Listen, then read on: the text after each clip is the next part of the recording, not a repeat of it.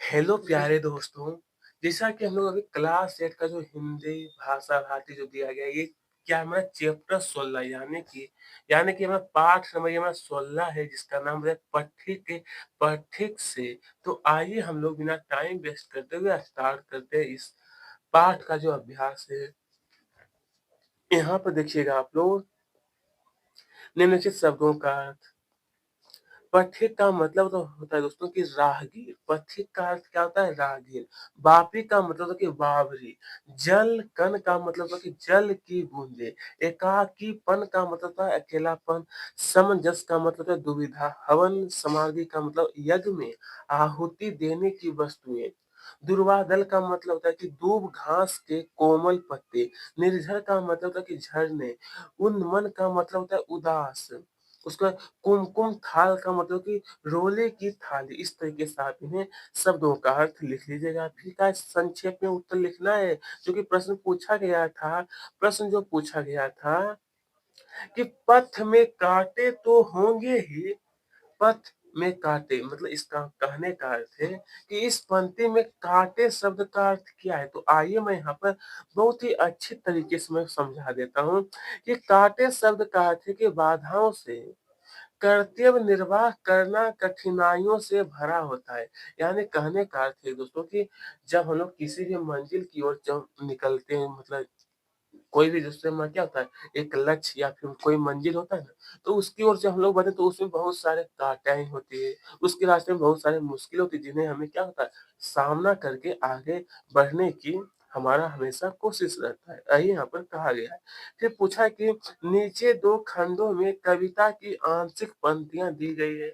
खंड अ और खंड भ से एक सही पंक्ति लेकर पूरा कार्य करने के लिए। तो आइए तो आपकी बुक में जो इस प्रकार से अ और यहाँ पे देखिए ये ब नंबर जो दिया गया है ना उससे का है मिलान करने के लिए। तो मैं सिर्फ आपको आंसर बताता हूँ कि किसमें किसको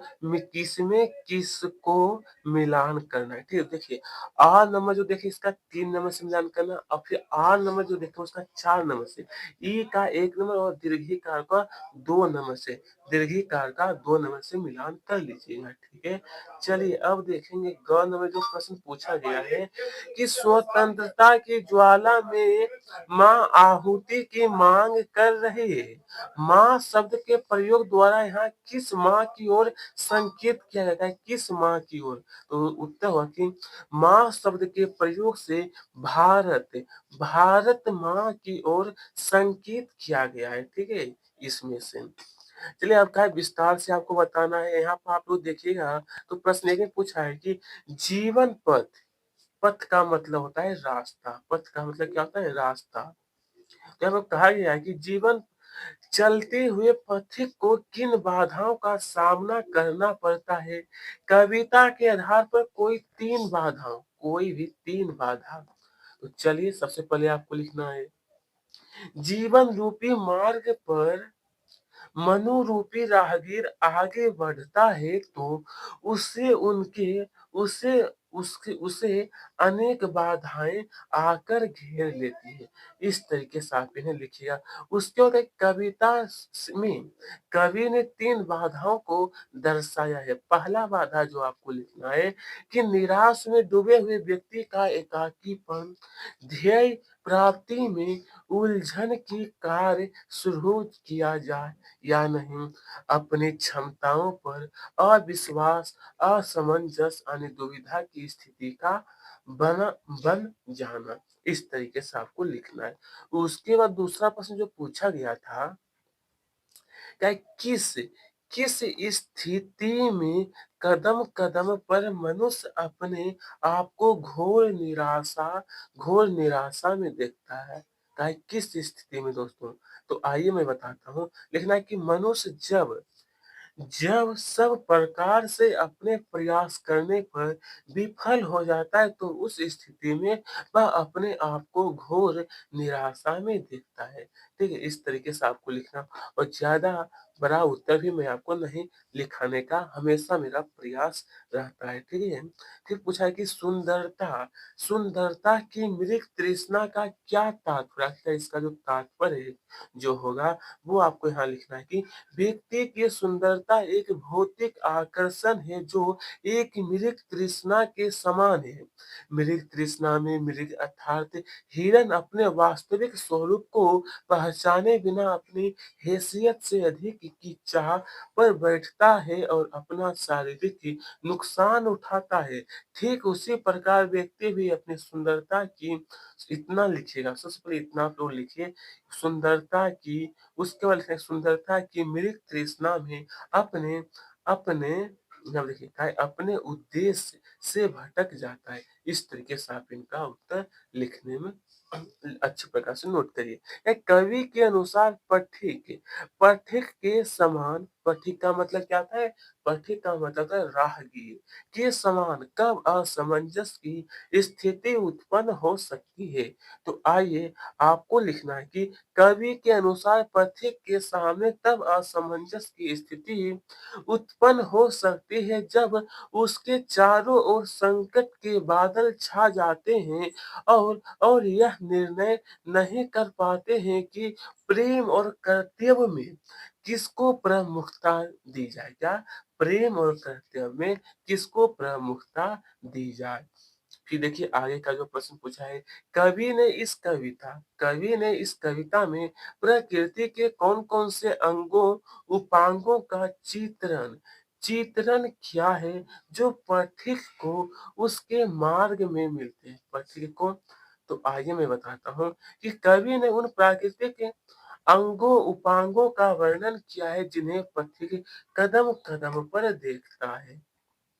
जो कि यहाँ पर कुछ आप लोग लिखिएगा कि दुर्वादल, सरिता, सर, विपिन, वापी उसके बाद लास्ट में आप लिखना है निर्झर। बस आपको 6 पॉइंट यहाँ पर आपको नोट कर लेना है, ठीक है? तो आइए दोस्तों अब हम लोगों को हल करना है। देखिए यहाँ पे ये जो हमें दिया है भाषा अध्ययन जैसा कि आपको यहाँ पे दिखाई दे रहा है, तो इसमें पूछा है कि निम्नलिखित शब्दों के 4-4 पर्यायवाची शब्द दिए गए हैं। उनमें से एक-एक शब्द गलत है, तो उस पर आपको गोल घेरा, उस पर क्या करना है दोस्तों आपको गोल-गोल घेरा जो है आपको लगाना है, ठीक है? तो चलिए, जैसा कि यहाँ पर आपको दिखाई दे रहा है कि पहाड़ इसका जो पर्यायवाची है वो गिरि, अचल, पाषाण और पर्वत दिया है। तो इसका जो जो का इसमें 4 दिया है इसमें 1 गलत है। देखिए यहाँ पर रेखांकित जो किया गया है ना पाषाण इसमें आपको गोल घेरा या फिर रेखा खींच लीजिएगा, ठीक है? वन इसका देखिए पर्यायवाची इसमें जो पर्यायवाची नहीं है वो क्या है?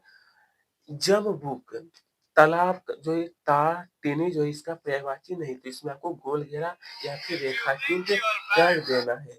फिर पूछा है प्रश्न 2 में यहाँ पर कि नीचे कुछ शब्द और उसके विलोम शब्द दिए गए हैं। दोनों को अलग-अलग लिखिए। ठीक है? यहाँ पर देखिए नीचे कुछ शब्द और उसके विलोम शब्द यहाँ पर देखिए दिया गया है। इसे क्या है आपको अलग करना है। ठीक है? तो दोस्तों यहाँ पर जो आपको दिखाई दे रहा है, यहाँ पर जो आपको दिखाई दे क्या शब्द और विलोम पहला प्रथम का जो विलोम था वो क्या था? अंतिम। उसके बाद सम्मुख का विमुख, एक सेकंड सम्मुख का विमुख, विफलता का सफलता, मार्ग का मूर्ति, कठिन का सरल। उसके बाद देखिए यहाँ पर जो दिया है अनुराग का विराग, प्रलय का सृष्टि, पृष्ठ का जर्जर। इस तरीके से आप इन्हें पूरा कर लीजिएगा, ठीक है? तो दोस्तों आइए मैं फिर से दिखा देता हूँ ताकि यहाँ तक आप लोग देखिए उसके बाद इस तरीके से करना है।